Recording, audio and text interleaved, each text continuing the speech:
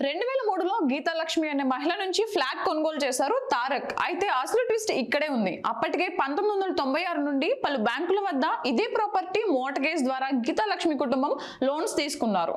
3-4 బ్యాంకుల నుంచి fake documents పెట్టి లోన్ తీసుకుంది గీతాలక్ష్మి. అయితే జూనియర్ ఎన్టీఆర్ కు ఈ ప్రాపర్టీ అమ్మే సమయంలో విషయాన్ని గీతాలక్ష్మి దాచిపెట్టింది. జూబ్లీహిల్స్ రోడ్ నెంబర్ 75లో ఉన్న ఫ్లాట్ విషయంలో వివాదం నెలకొంది.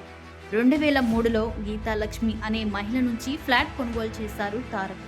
అయితే అసలు ట్విస్ట్ ఇక్కడే ఉంది. అప్పటికే 1996 నుండి పలు బ్యాంకుల వద్ద ఇదే ప్రాపర్టీ మోర్ట్గేజ్ ద్వారా గీతాలక్ష్మి కుటుంబం లోన్స్ తీసుకున్నారు. 3-4 బ్యాంకుల నుంచి ఫేక్ డాక్యుమెంట్స్ పెట్టి లోన్ తీసుకుంది గీతాలక్ష్మి. అయితే జూనియర్ ఎన్టీఆర్ కు ఈ ప్రాపర్టీ అమ్మే సమయంలో విషయాన్ని గీతాలక్ష్మి దాచిపెట్టింది. 5 బ్యాంకుల నుండి ఇదే డాక్యుమెంట్ మీద లోన్స్ తీసుకుంది గీతాలక్ష్మి. కేవలం ఒక్క బ్యాంకులో మాత్రమే మార్ట్గేజ్ లోన్ ఉన్నట్లు ఎన్టీఆర్ కు చెప్పిందంట ఆ కిలాడి గీతాలక్ష్మి. చెన్నైలో ఒక బ్యాంకులో లోన్ క్లియర్ చేసి డాక్యుమెంట్ తీసుకున్నారు తారక్. 2003 నుండి ఫ్లాట్ ఓనర్గా తారక్ ఉన్నారు. అప్పటి నుండి పలు బ్యాంక్ మేనేజర్లతో వివాదం కొనసాగుతుంది.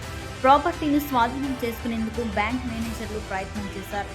దాంతో ఆ బ్యాంక్ మేనేజర్లపై పోలీసులకు ఫిర్యాదు చేశారు జూనియర్ ఎన్టీఆర్. 2019లో ఇదే వ్యవహారంలో పోలీసులు ఛార్జ్షీట్ దాఖలు చేశారు. అయితే డిఆర్టీలో జూనియర్ ఎన్టీఆర్ కు వ్యతిరేకంగా ఆర్డర్ వచ్చింది. దీంతో హైకోర్టులో పిటిషన్ దాఖలు చేశారు జూనియర్ ఎన్టీఆర్. జూన్ 3లోపు డిఆర్టీ డాక్యుమెంట్ ఆర్డర్ సబ్మిట్ చేయమని హైకోర్టు ఆదేశించింది. జూన్ 6న విచారణ చేపడతామని హైకోర్టు తెలిపింది.